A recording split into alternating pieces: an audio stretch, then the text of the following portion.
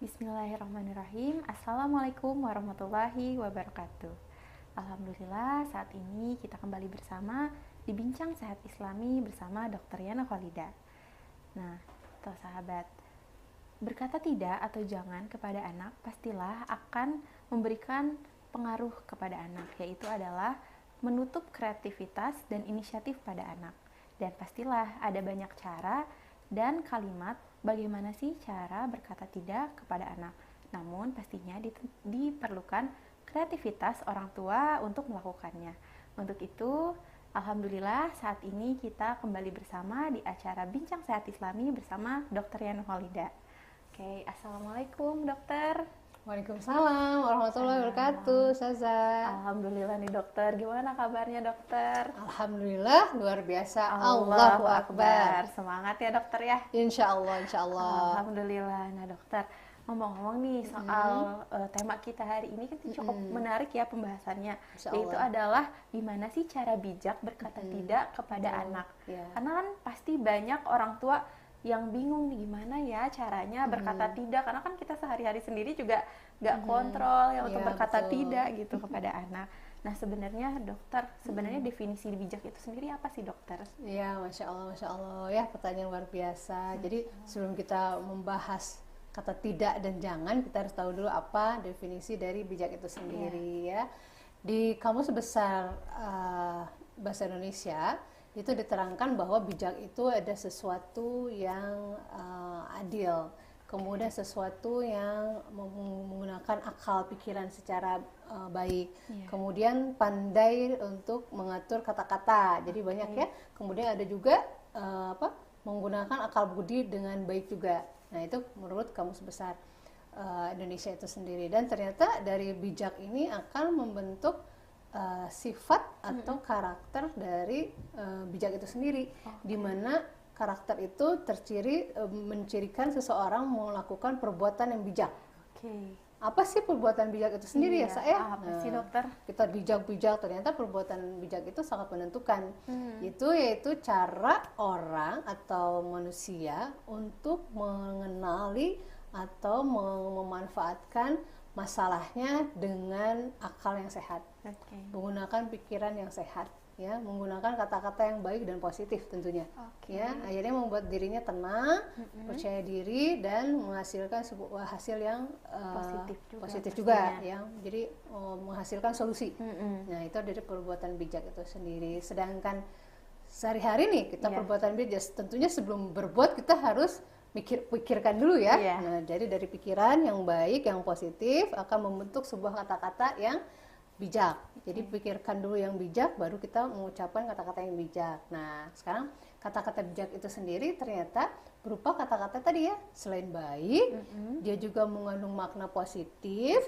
Kemudian setelah itu dia intinya bersifat karakter building. Ya, jadi kata-katanya itu akan membentuk karakter yang baik dan sehat dari kata-kata itu. Jadi bukan untuk merusak itu kan destruktif ya. Jadi ini membuat kata-kata itu menjadi membentuk karakter yang baik, semakin menguatkan. Jadi kata-kata itu harus kita pertama kita tanamkan. Sudah ditanamkan dengan kata-kata bijak itu, otomatis kita harus mengembangkan. Ya, sudah mengembangkan, kemudian dikuatkan lagi, diafirmasikan terus setiap hari menjadi kata-kata yang baik. Nah itu akhirnya dengan seperti itu sudah memasukkan, menanam, mengembangkan dan menguatkan dengan kata-kata bijak, insya Allah akan menghasilkan karakter atau watak yang bijak juga. Masya Allah, ternyata definisi bijak itu luas banget ya dokter ya.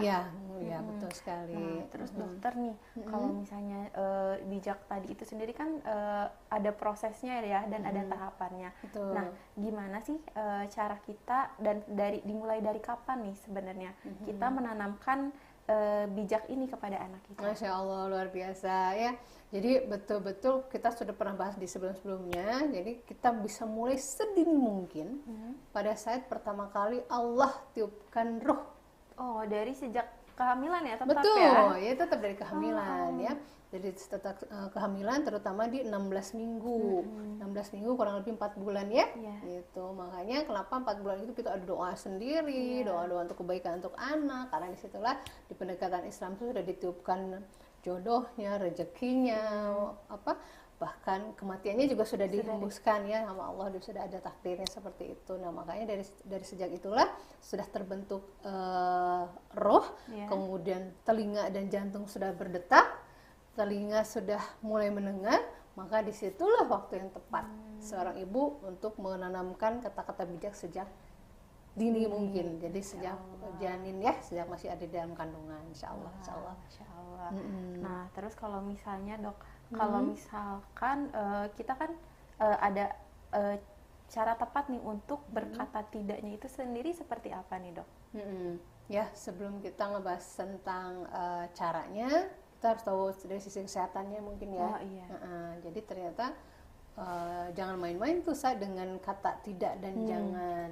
Ternyata semakin kita banyak mengucapkan jangan ini, nggak boleh ini, tidak gitu, ternyata itu sangat mempengaruhi kepada tumbuh kembang anak itu sendiri.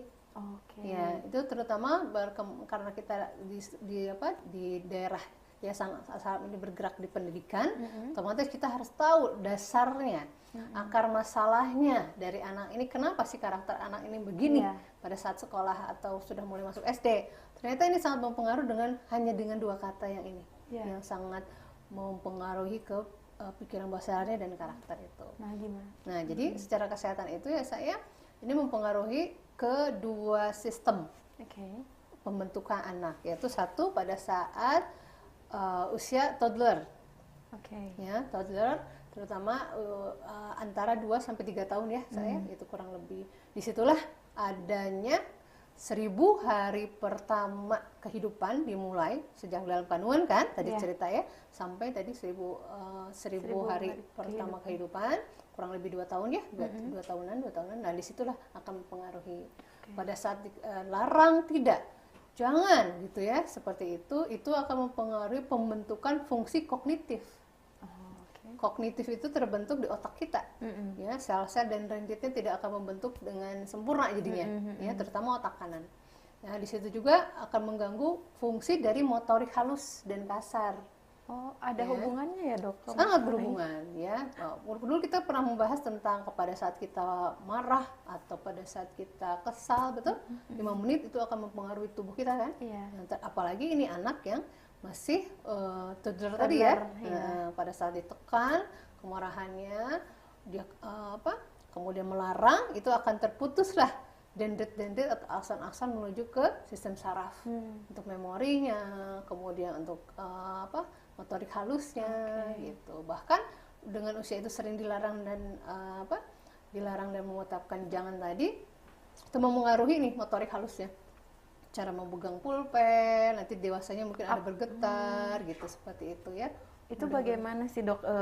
Jadi penasaran di dalam tubuhnya itu memang apa yang terjadi ya sampai ke motor pengaruh? Ya betul, pada saat anak segitu mungkin belum ada hormon stres ya, tapi pada saat terus menerus bayi pun bisa stres. Dengan cara stres itu ada hormon yang dikeluarkan, kortisol, dengan melarang tidak, dan akhirnya menggelegarlah rasa marah karena dilarang, betul, rasa kesal di dada akibat dilarang, akhirnya mempengaruhi ke tadi ya perkembangan sirkulasi otak, sirkulasi oksigen, nutrisi ke otak. Ya itu kan mempengaruhi ya, karena hormon stres itu hormon stres itu akan mempengaruhi tadi sirkulasinya. Jadi aliran darah ke otaknya itu yang jadi terhambat ya dokter, terhambat, otomatis nutrisi kurang, otomatis kan ya, walaupun dipenuhi nutrisi tapi banyak dilarangnya, ya kembali lagi ke nol ya, seperti itu. Mau tanya nih dok, kalau misalnya kan kita berkata tidak tapi dengan caranya misalkan nada bicaranya tidak tinggi, apa itu juga sama berpengaruh atau gimana? Nada bicaranya tidak tinggi? Ya misalkan nggak boleh ya, misalkan kayak gitu kita nadanya, atau jangan ya, tapi bukan yang marah gitu, apa itu juga sama ada pengaruhnya? Sebenarnya itu yang pada saat nada kita disamakan atau posisi kita itu sama tinggi dengan anak, itu lebih diterima ya oleh anak itu, apalagi ada kontak mata. Jadi pada saat kita melarang atau merubah kata jangan dan tidak itu dengan kata-kata yang lebih baik dan positif, terus ada tatap mata, eye contact. Ya, karena dari mata itu akan sensor pertama kali anak yang didapat itu dari mata, dia akan mengaliri terus sensor itu menerima dari panca indera itu terus sampai ke otak dan terus sampai ke daerah lainnya gitu. Jadi itu sangat mempengaruhi, apalagi dibantu dengan tadi ya yang didengarkan juga hal-hal atau nadanya, temponya adalah yang halus gitu. Jadi tidak boleh ya dengan nada yang menekan, marah, Betul. nada tinggi gitu ya. Betul, Dokter, apalagi ya. anak-anak usia toddler itu kan pendengarannya belum begitu sempurna ya, walaupun dia sudah mendengar, tapi ambang pendengarannya, frekuensi hertz yang dia dengar itu belum sama dengan orang dewasa. Jadi lebih baik di uh, slowly ya, jadi betul-betul halus dan lembut ya, soft ya.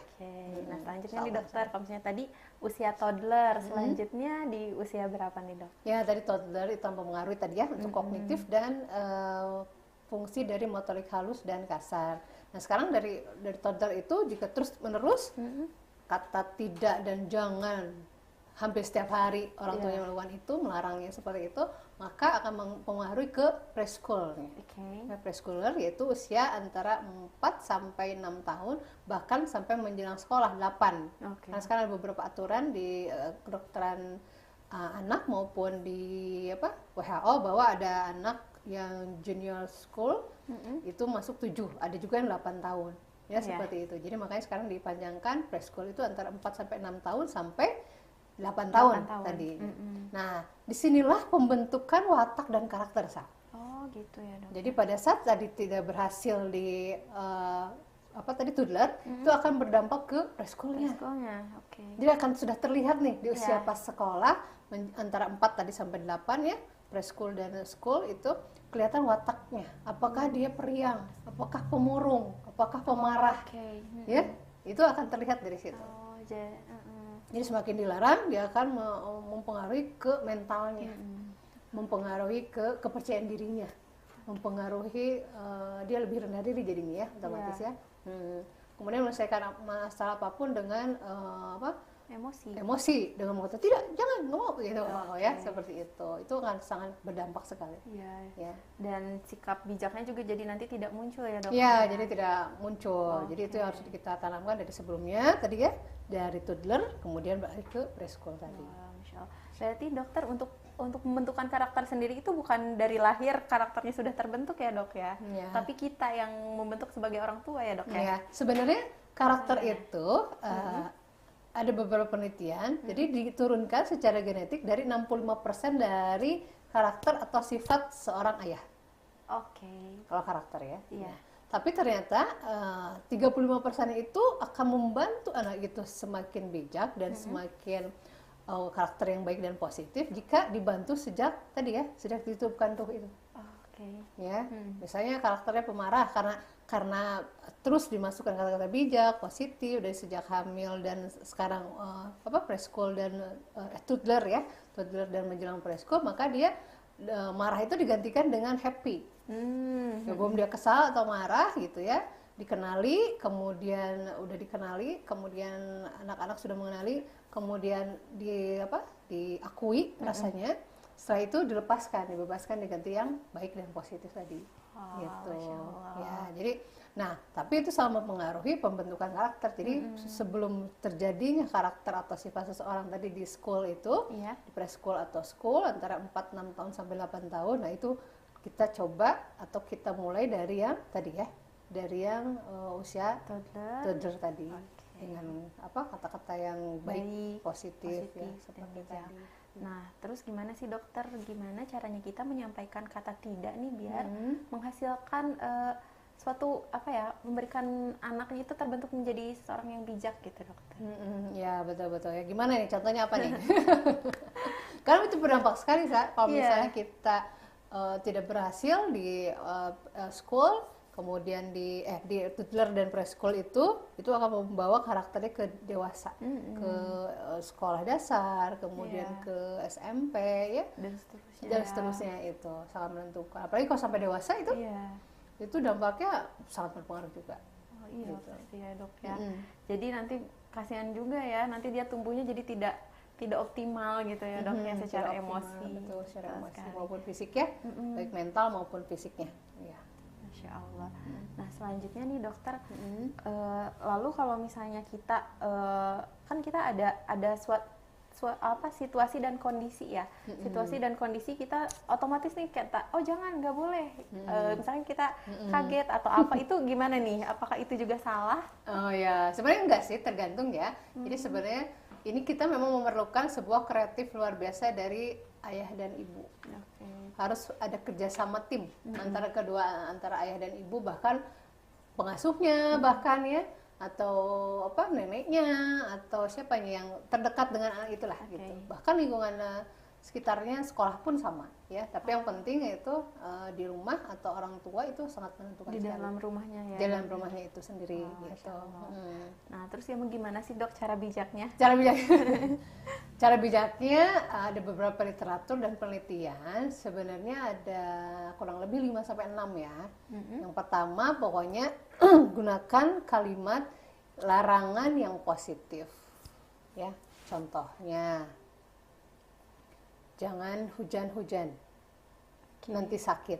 Nah, gimana? Pasti anaknya Sakit. semakin hujan-hujanan dan betul mudah sakit. Jadi sakit ya. Jadi kadang orang tua secara spontanitas keluar seperti itu karena hujan. Nah, kita langsung memikirkan tuh, bunda dan ayah langsung pikirkan apa kira-kira ya gantinya hujan-hujanan ya gitu. Ya, untuk gimana, seperti apa contohnya?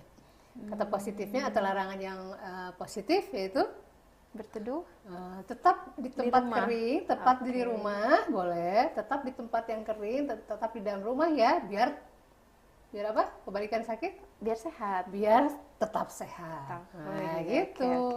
Jangan hujan-hujanan, karena anak itu tidak akan menerima kata jangannya, kata tidaknya.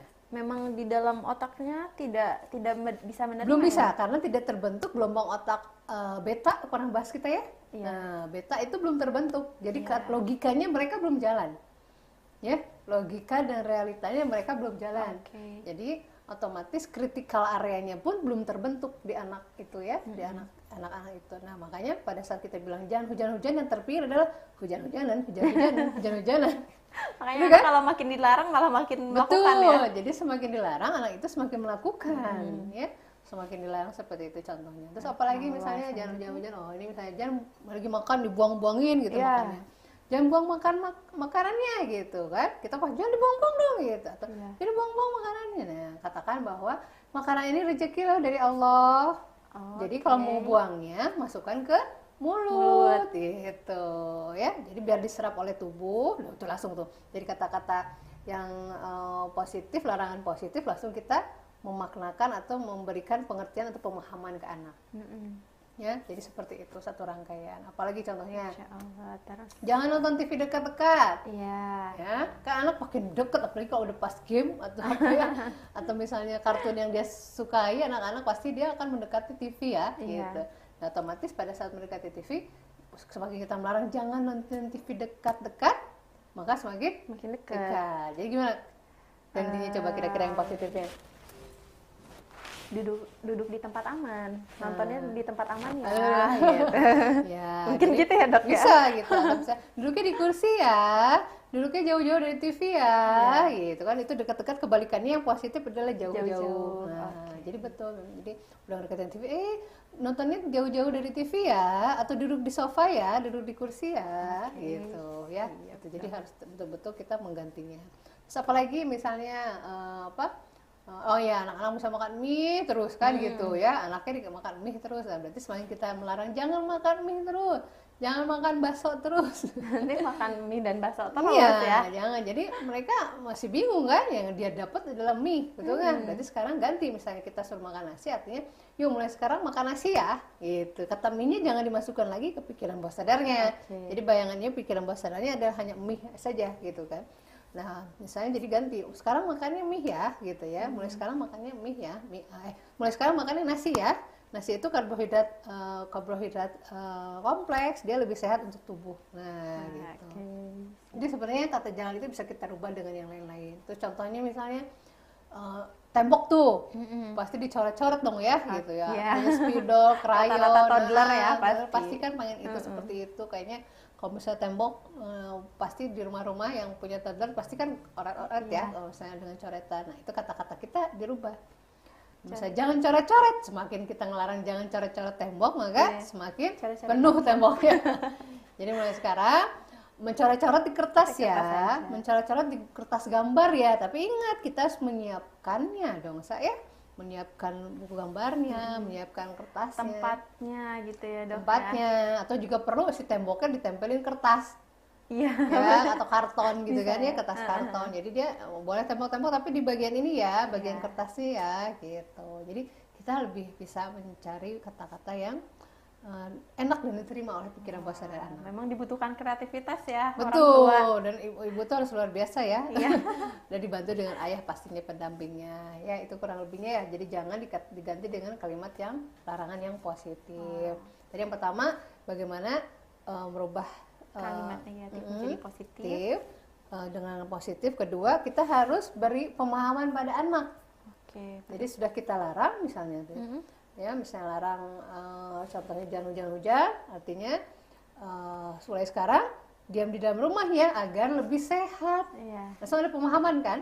Nah, sama lanjut seperti tadi, nonton TV-nya jauh-jauh ya agar matanya sehat. Iya kayak. Semakin besar matanya semakin jelas gitu kan.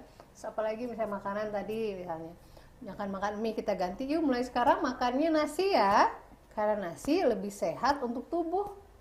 Gitu kan, karena dia mengandung karbohidrat kompleks gitu kan kalau dia seperti itu. Terus apalagi misalnya minuman juga, misalnya anaknya senangnya minumnya apa sih, minuman kemasan gitu ya, seperti itu. Dan kita katakan bahwa minuman yang sehat itu mulai sekarang minumannya yang sehat ya, yang sehat itu yang berwarna putih dan transparan. Nah gitu, jadi putih ada konotasinya susu. Kalau transparan air mineral kan, jadi yang warna-warna lain otomatis kurang sehat. Jadi kita harus rubah, harus pemahaman kepada anaknya, jadi biar diterima dengan baik. Apalagi tuh, apalagi contohnya ya, oh ya, ada kalau di klinik itu ada anak yang suka mukul. Ya, karena semakin dilarang jangan mukul, maka semakin intensif. Betul, semakin intensif anak kita memukul. Nah itu kata-kata harus, jadi mulai sekarang tangan kanan ini dipakai untuk sayang ya, untuk memeluk ya. Kakak tuh harus menyayangi adiknya, adik tuh harus menghormati kakaknya dengan pelukan. Nah itu yang harus kita beri pemahaman. Karena banyak sekali, bahkan sangat miris sekali di klinik ada sampai yang anak memukul ibunya. Ya ada itu. Jadi semakin dilarang dia malah mau mukul ibunya, ibunya sampai dipukul kepalanya dan ibunya sampai menangis. Ya itu kan karena mungkin kurang apa ya, pemahaman atau sering dilarang pada saat dininya ya, itu sangat mempengaruhi sekali. Jadi kata-kata jangan dan tidak itu sangat mempengaruhi jadi betul-betul ya harus insya Allah. Jadi harus ada pemahaman. Jadi yang pertama tadi gunakan kalimat yang larangan yang positif. Lalu kedua adalah beri pemahaman. Ya, jadi udah dilarang harus ada pemahamannya. Kasih pengertian, apalagi anak-anak zaman sekarang kayaknya lebih kritis ya dok ya. Betul, lebih kritis sekarang. Jadi nggak bisa aja kita bilang ngelarang. Kenapa nggak boleh? Misalnya pasti gitu kan nanti anak-anaknya ya. Kenapa harus makan nasi gitu kan? Terus kenapa nggak boleh hujan-hujan sama temen kan gitu kan, karena teman-teman pada hujan-hujanan gitu kan. Kenapa nggak boleh naik sepeda gitu kan, ada yang bilang naik sepeda. Ya itu kritis pasti. Jadi kita harus berikan pemahamannya yang masuk akal sehatnya. Karena di usia toddler itu kan kita belum akal sehatnya belum terbentuk sempurna. Jadi makanya kita harus tanamkan bagaimana memecah solusi dan bagaimana memasukkan kata-kata positif ini yang menjadikan karakter atau wataknya nanti di preschool itu gitu ya. Allah. Selanjutnya apa nih dok? Nah tadi kita udah yang pertama cara bijak mengatakan tidak atau jangan itu. Yang pertama gunakan kalimat larangan yang positif. Kedua yaitu memberi pemahaman. Yang ketiga, anak butuh pengalihan perhatian, dia dialihkan perhatiannya, atau disebut dengan distraksi. Ya, anak tuh paling mudah dialihkan, karena dia belum ada tadi ya critical area dan gelombang otak betanya belum terbentuk. Jadi kita kasih sugesti apapun, dialihkan apapun dia lebih mudah. Ya, misalnya dia pengen sesuatu lagi ke mall misalnya ya, dia pengen sesuatu misalnya nunjuk apa, kita alihkan. Oh ini lebih bagus loh, ini lebih cantik loh gitu ya. Terus nunjuk makanan yang kira-kira yang nggak sehat, misalnya junk food ya, kita alihkan ke yang lebih sehat. Ini ada hijau-hijaunya loh gitu. Misalnya kalau mau junk food kita carinya misalnya ada hijaunya, ada sayurannya, ada brokolinya dan apa. Makanannya warna-warni loh. Betul, gitu ya. Warna-warni loh gitu. Kasih pemahaman langsung. Jadi harus dialihkan tapi ada realitanya. Jadi objek yang satu dialihkan ke objek yang lain gitu. Misalnya ada pemilihan menu, ada gambarnya kan, pilihnya ini ya gitu. Ini lebih berwarna karena dianjurkan oleh kesehatan harus 7 warna, misalnya seperti itu. Jadi itu harus dialihkan dan distraksi, perhatiannya dialihkan ke yang lainnya, objeknya. Itu yang ketiga. Kemudian yang keempat, nah tawarkan pilihan, Kadang coba contohnya, kalau pada saat kita menawarkan pilihan, mau makan atau enggak, pasti bilangnya enggak. Ya kan? Itu bukan pilihan itu. Itu namanya kata-kata intervensi. Jadi pasti jawabannya anak tuh adalah menerima kalimat yang terakhir. Enggak. Tapi kalau kita bilang misalnya enggak makan atau makan, pasti jawabannya makan. Nah, sekarang itu tetap intervensi. Jadi kita memberikan kata-kata 2 pilihan. Contoh tadi, kita melarang misalnya anak ini makan mie.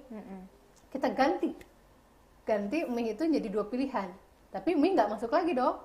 Ya, nah kakak, adek mau makan nasi, ya, atau misalnya jagung. Ya, mau makan nasi atau jagung, gitu kan? Jagung warnanya kuning, ya udah mau yang mana, lebih berwarna putih atau ini, gitu kan? Putih atau kuning. Dia anak nanya lagi, yang lebih sehat mana bunda, gitu kan? Dua-duanya sehat, tapi kalau yang lebih manis ke jagung, tapi kalau mau bisa dengan teman lauk yang lainnya bisa gunakan ya nasi gitu. Masya Allah. Jadi pilihan-pilihannya juga harus pilihan yang positif ya pastinya. Betul, ya, positif. Jadi yang mau dibuang, kebiasaan yang mau dibuang itu harus dihilangkan juga di meja gitu ya, seperti itu. Jadi udah nggak ada pilihan. Jadi masukan yang dan sesuai pastinya dengan harus contoh juga dari orang tua ya dok ya. Betul. Jangan anaknya disuruh makan sehat, orang tuanya yang makan mie gitu ya. Betul sekali. Karena kan kita kembali lagi orang tua adalah role model ya. Role model anak pertama kali ya. Betul. Apa yang dilihat anak dia melakukan, apa yang dia dengar dari orang tua dia ucapkan ya. Jadi disesuaikan ya ayah bunda ya, tetap semangat. Kemudian tadi apa aja caranya? Yang pertama, cara bijak mengatakan tidak atau jangan. Satu, yang kedua untuk menggantikan kalimat larangan dengan yang positif. Kedua, memberi pemahaman. Ketiga, ada distraksi, pengalihan. Setuju ya? Keempat, tawarkan pilihan tadi ya, ini atau ini. Ya, nasi atau jagung misalnya gitu kan. Kemudian kita main keluar atau di dalam kan gitu ya. Nah, kemudian kalau misalnya main gadget aja tuh, game aja handphone ya, tawarkan kita naik sepeda di luar ya, atau kita main di sini di halaman rumah misalnya gitu. Itu harus ditawarkan biar dia ada bergerak. Ya. Kemudian yang kelimanya, nah itu jangan lupa bahwa anak itu nggak anak ya. Semua manusia itu paling suka dipuji, disanjung, ya. Maka dari itu setelah anak melakukan hal yang baik, setelah anak melakukan hal-hal yang positif, sudah bisa melakukan hal yang baru menjadi kebiasaan, pertama kalinya kita puji. Wah, anak bunda, anak solih ya, gitu ya, udah bisa duduk sendiri di sini, gitu ya, udah bisa makan sendiri dengan sendok, ya makin pinter nih makan nasinya, gitu. Itu harus terus ada pujian. Oleh karena itu, dengan pujian akan masuk ke pikiran bawah sadar, critical area-nya terbentuk dengan baik, kemudian dia akan masuk sugesti-sugesti yang baik juga, membentuklah sebuah karakter dan watak yang positif dan bijak pastinya. Itu sendiri ya. Jadi udah 5 ya. Betul, udah 5. Masya Allah ya dok ya. Nah kalau misalnya nih dok, pertanyaan nih, kan kita tadi membentuknya misalkan di usia toddler. Rata-rata usia toddler itu kan bergeraknya sangat aktif ya. Sedangkan kita untuk bicara harus satu level, matanya kita harus menatap. Nah itu gimana ya dok ya? Sedangkan natap matanya aja udah kayaknya terlalu aktif, lincah banget. Iya, betul. Gimana nih caranya? Ya, caranya bagus, pertanyaan luar biasa. Jadi pada saat ada anak, cara mengarahkannya. Misalnya di bawah, kalau kita nggak bisa menggapai anak, berarti anaknya diangkat. Nah sini misalnya ya, lihat matanya bunda ya, bunda mau bicara, gitu. Jadi pegang. Harus ada sentuhan atau pelukan. Karena body language itu menentukan 55% pembentukan karakter juga. Ya, itu ada beberapa penelitian di Stanford dan Harvard mengatakan bahwa pada saat kita menyentuh anak dan membuat dia nyaman, itu akan membentuk karakter yang baik juga yang positif. Jadi pada saat anak mau diem nih ya, gitu ya, kita pegang pelan-pelan dengan penuh kasih, sayang, karena kita juga pasti merasakan kalau ibunya lagi marah nih, anak merasakan nih. Jadi otomatis ibunya juga memegangnya dengan penuh kasih sayang ya. Sini Bunda mau bicara ya, gini, dudukan di kursi bareng. Kalau enggak kita yang menghampiri dia ikut duduk atau jongkok gitu kan. Jadi harus sama tinggi dan matanya harus satu sejajar. Sejajar. Kemudian dikatakan, Bunda mau bicara ya, Bunda minta waktu aja 20 hitungan misalnya gitu. 20 hitungan atau 1 menit untuk bicara sama adik sama kakak. Bisa? Tunggu dulu bahwa dia mau menyetujui dia. Nah, berarti dia mau kan? Kalau ya berarti setelah dia menyetujui, itulah tadi ya critical area-nya akan nembus ke pikiran bawah sadarnya dan dia menyetujui. Pada saat menyetujui, kita kasih sugesti apapun mudah. Ya, just ada kulon-kulon dulu sama pikiran anak-anak, nggak bisa kita mendistraksi, maksudnya dialihkan tiba-tiba gitu, nggak bisa. Jadi betul-betul harus ada izin dari pikiran bawah sadar anak itu sendiri. Jadi anaknya juga harus siap ya dok ya, jangan kita anaknya belum natap udah ngobrol panjang, ngomong panjang lebar gitu. Jadi tidak akan menerima juga ya otaknya. Iya, jadi tidak akan menerima. Ya, jadi lebih baik kita menatap anak secara langsung. Ya.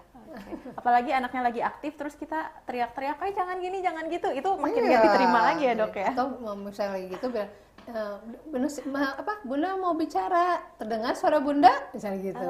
Dia lagi ramai itu, apalagi sama teman-teman. Terdengar suara Bunda, diulangi aja. Sampai dia terdengar suara Bunda, ya terdengar gitu, gitu misalnya gitu. Kalau anak-anaknya udah gitu baru kita ucapkan. Ya bisa kalau lagi banyak temen kan, kalau dia angkat tiba-tiba di antara temennya mungkin ada kepercayaan diri dia yang ini ya. Nah, jadi pada saat temannya udah pulang kita bicara, atau pada saat lagi banyak orang, teman-temannya kita begitu, kedengaran suara Bunda, misalnya gitu ya. Semuanya ibu atau mama, ya baru kita ucapkan misalnya. Ya, menonton TV-nya di jauh-jauh ya, misalkan sama temennya nguruyup gitu ke depan. Lihat apa terus main apa berebut gitu kan gitu. Mulai sekarang gantian ya, gitu. Dengar suara Bunda gitu. Dengar suara Bunda gitu kalau Ibu. Mulai sekarang gantian ya, dimulai dari kanan. Yuk, main dulu berapa menit gitu. Jadi mesti diawasi tetap ya. Insya Allah sekali. Banyak ilmunya nih dok hari ini. Insya Allah bermanfaat ya. Nah, yang terakhir apa nih dok?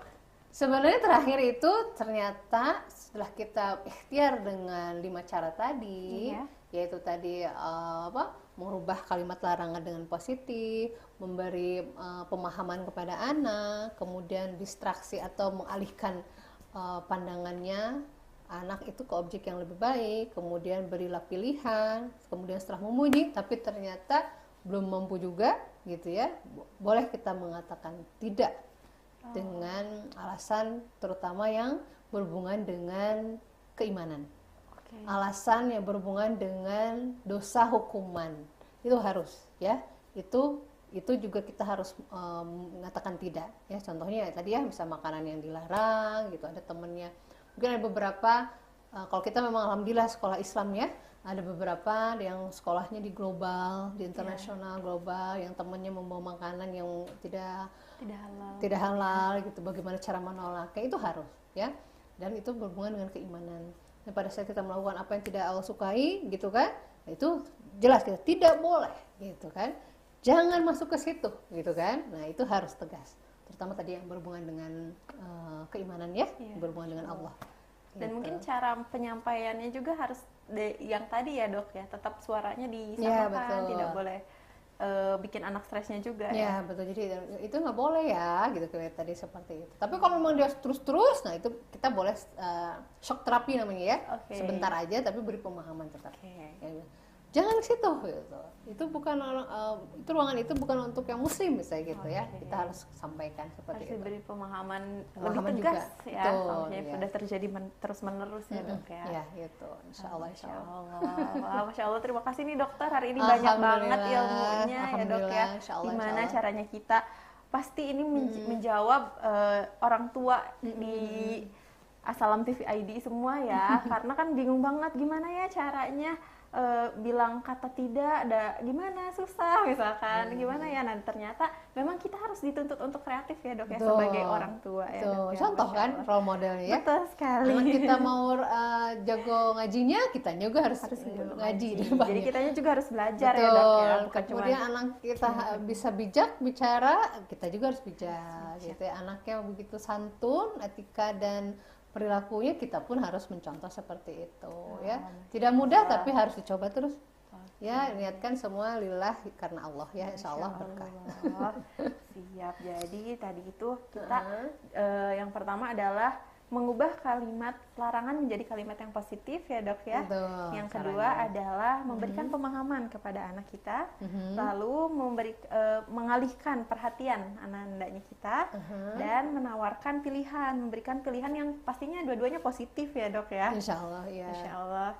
Dan kita harus senantiasa sering memuji anak kita ya Betul, dok ya. ya. Nah, dan Muji. terakhir mungkin kalau misalnya masih berkata masih sulit gitu ya, baru boleh mengatakan tidak, apalagi untuk urusan tauhid ya, Ya betul. urusan Tauhid, keislaman, keimanan, Masya ya, Allah. ketuhanan seperti itu kepada Allah ya. Insya Allah, Masya insya Allah. Allah. Mungkin dokter ada closing statement dari dokter? Ya, masya Allah, masya Allah. Apa ya?